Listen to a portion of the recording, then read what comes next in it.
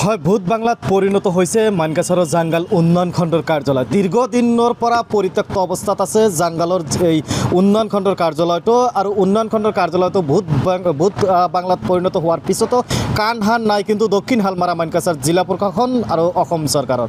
আমি জাংগাল উন্নয়ন খণ্ডৰ কাৰ্যালয়ৰ চাৰিওফালৰ পৰিৱেশখিনি দেখাবলৈ চেষ্টা কৰি আছোঁ। নতুন নতুন ঘৰ কিন্তু ইয়াত ইতিমধ্যে সাজিছে, ৰং চংগীয়া কৰি কিন্তু চাৰিওফালে কিন্তু সুন্দৰ এখন পৰিৱেশ গঢ়ি তুলিছে। যদিও দীৰ্ঘদিনৰ পৰা এটা কথা আকৌ কৈছোঁ, দীৰ্ঘদিনৰ পৰা কিন্তু ৰাজনৈতিক ষড়যন্ত্ৰ বলি হ'বলগীয়া হৈছে এই উন্নয়ন খণ্ডৰ কাৰ্যালয়টো। পূৰ্বাঞ্চলৰ ৰাইজ, বিশেষকৈ এটা কথা ক'ব লাগিব, মানকাছাৰ পূৰ্বাঞ্চলৰ ৰাইজৰ যেন কোনো ক্ষেত্ৰতেই অধিকাৰ নাই এই কাৰ্যালয়খন ইয়াত আনিবলৈ, কিয়নো ৰাজনৈতিক মেৰ পেচত পৰিছে।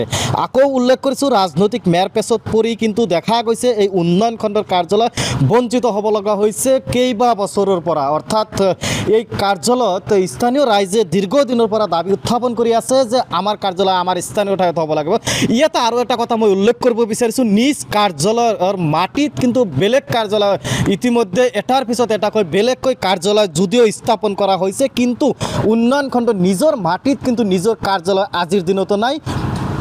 ইয়াতে আৰু এটা কথা আমি এড কৰিব বিচাৰিছোঁ যে এই উন্নয়ন খণ্ডৰ কাৰ্যালয় কিন্তু দীৰ্ঘদিনৰ পৰা মানকাছাৰত যি পুৰণি চক্ৰ বিষয়ৰ কাৰ্যালয় আছে, তাত পুৰণি চক্ৰ বিষয়ৰ কাৰ্যালয়ত কিন্তু চলি আছে। অৰ্থাৎ নিজৰ মাটিত যেন নিজৰ অস্তিত্ব নাইকিয়া হৈছে এই উন্নয়ন খণ্ডৰ কাৰ্যালয়টো। কিন্তু স্থায়ীভাৱে কিন্তু আজিৰ দিনতো কিন্তু এইখন কাৰ্যালয়ত কোনো এগৰাকী চৰকাৰী বিষয়া হওক নাইবা শীৰ্ষ পৰ্যায়ৰ বিষয়া হওক কিন্তু এই কাৰ্যালয়খন নিজৰ যি কাৰ্যালয়ত হস্তান্তৰ কৰিবলৈ কিন্তু সক্ষম নহ'ল। প্ৰতাৰণাৰ বলি হৈছে, ৰাজনৈতিক প্ৰতাৰণাৰ বলি হৈছে। মই বাৰে বাৰে এটা কথা উল্লেখ কৰিছোঁ যে ৰাজনৈতিক প্ৰতাৰণাৰ বলি হ'বলগীয়া হৈছে কিন্তু এই উন্নয়ন খণ্ডৰ কাৰ্যালয়। স্থানীয় মানুহ আছে, সচেতন ৰাইজ আছে, আমি সচেতন ৰাইজৰ পৰা কিছু মন্তব্য ল'ম আৰু তেওঁলোকৰ পৰা জানিবলৈ চেষ্টা কৰিম যে আচলতে এই কাৰ্যালয়ৰ নামত কি চলিছে, ৰাজনৈতিক চলিছে নে বেলেগ কিবা চলিছে। ভাগাপাৰা বিশিষ্ট সমাজসেৱক মনোজ নাথ ডাঙৰীয়া আমাৰ লগত আছে, আমি তোৰ পৰা পোনে পোনে কিছু মন্তব্য ল'বলৈ চেষ্টা কৰিম। দাদা, যিহেতু আপোনালোকে দীৰ্ঘদিনৰ পৰাই এইখন কাৰ্যালয়ক লৈ ফাইট কৰি আছে, যুদ্ধ কৰি আছে, এটা কথা ক'ব লাগিব, আপোনালোকে কি চাইছে এতিয়ালৈকে আৰু কি দেখিছে, আপোনালোকৰ কাৰ্যালয়খন কি অৱস্থাত আছে? ই বৰ অত্যন্ত পৰিতাপৰ বিষয় যে আজি এই কাৰ্যালয়খন হঠাৎ কৰি আমাৰ বিশেষকৈ দক্ষিণ হালমাৰা মানকাছাৰ জিলাৰ নেতাসকলৰ স্বাৰ্থৰ কাৰণে কোনোবাই এবাৰ চিঙি মাৰি কোনোবাই একবাৰ মানকাছাৰলৈ লৈ যায়। কাৰণ তেওঁলোকৰ তাত ল'লে গোপনে তেওঁলোকৰ কামখিনি হৈ যায়। আৰু এই লৈ আমি এই অঞ্চলৰ ছাত্ৰ, যুৱ সমাজ, মহিলা সমাজ তথা সকলো নাগৰিকে বহুবাৰ এনেকৈ আমাৰ ছাত্ৰ যুৱ সমাজে বাৰ বাৰ আন্দোলনো কৰিব লগা হৈছে। কিন্তু অত্যন্ত পৰিতাপৰ বিষয় যে আজিলৈকে এই অফিচটো ইয়াত হোৱা নাই।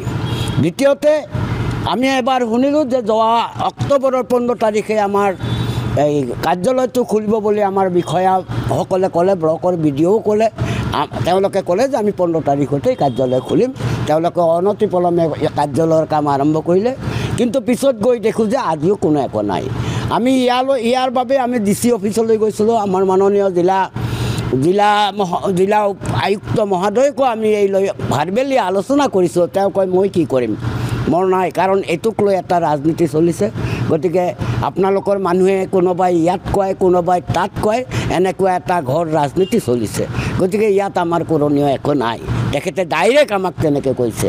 সেয়ে আমি আজিৰ এই আপোনালোকৰ চেনেলৰ মাধ্যমেৰে আমাৰ জিলা প্ৰশাসন তথা আমাৰ বিভাগীয় প্ৰশাসন আৰু অসম চৰকাৰলৈ আমি জানিব বিচাৰিছোঁ যে অনতিপলমে আমাৰ এই ব্লকৰ কাৰ্যালয়টো কাম আৰম্ভ কৰিব লাগে, কিয়নো এই ব্লকটো সেই ভাৰত স্বাধীনতাৰ পিছত মানকাছাৰ সমষ্টিৰ প্ৰথম ডেভেলপমেণ্ট ব্লক এইটোৱেই।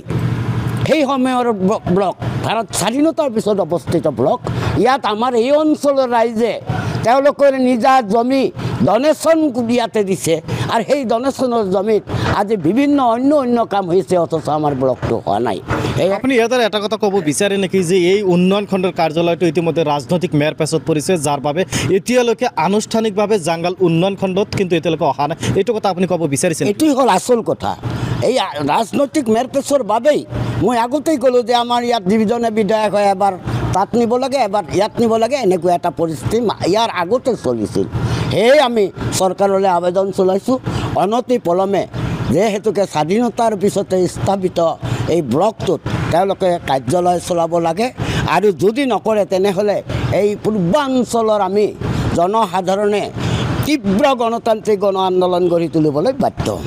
আচলতে নিজৰ প্ৰাপ্যৰ বাবে কিন্তু এনেদৰে ক'বলগীয়া হৈছে যে ৰাজনৈতিক মেৰপাচৰ বলি হৈছে এই উন্নয়ন খণ্ডৰ কাৰ্যালয়ত। আৰু যদি চৰকাৰ হওক নাইবা দক্ষিণ শালমাৰা মানকাছাৰ জিলা প্ৰশাসন হওক যদি এই কাৰ্যালয়খন অনতিপলমে মানকাছাৰৰ পৰা হস্তান্তৰ কৰি নিজৰ মাটিত যদি নানে, এটা কথা স্পষ্টভাৱে কৈছে তীব্ৰ গণতান্ত্ৰিক আন্দোলন কিন্তু গঢ়ি তোলাৰ যি হুংকাৰ দিছে সেয়া কিন্তু অনাগত দিনত যে ইয়াত এখন তীব্ৰ গণতান্ত্ৰিক আন্দোলন হ'ব এয়াও কিন্তু স্পষ্ট হৈ পৰিছে।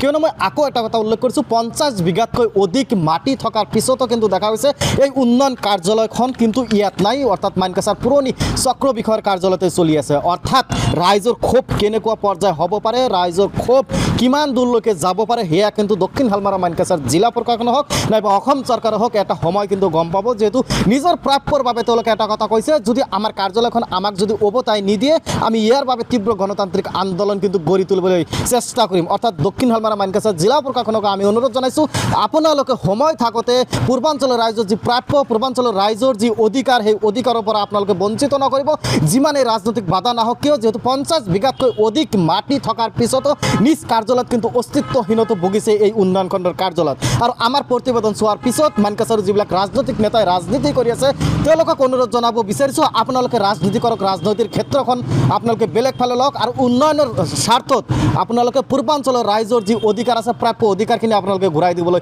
চেষ্টা কৰক। এই উন্নয়ন খণ্ডৰ কাৰ্যালয় যাতে কোনোবা ধৰণৰ ৰাজনীতি নহয়, পূৰ্বাঞ্চলৰ ৰাইজৰ দীৰ্ঘদিনীয়া দাবী আছে, পূৰ্বাঞ্চলৰ ৰাইজৰ দীৰ্ঘদিনীয়া সপোন আছে, নিজ স্থানত নিজৰ কাৰ্যালয় থাকিব আৰু নিজ স্থানৰ পৰা নিয়াৰিকৈ এই কাৰ্যালয়খন পৰিচালনা কৰিব। অৰ্থাৎ চৰকাৰী কাম কাজত আপোনালোকে হস্তক্ষেপ নকৰিব। ৰাজনৈতিক নেতাসকলক আমি এটা কথা কৈছোঁ আৰু স্থানীয় ৰাইজে কিন্তু একে কথাখিনি কৈছে, আপোনালোকে ৰাইজৰ স্বাৰ্থত এই ৰাজনীতি কৰা পৰিহাৰ কৰি নিজৰ মাটিত নিজৰ ভেটিত আপোনালোকে চৰকাৰী কাৰ্যালয়খন থাকিবলৈ দিয়ক।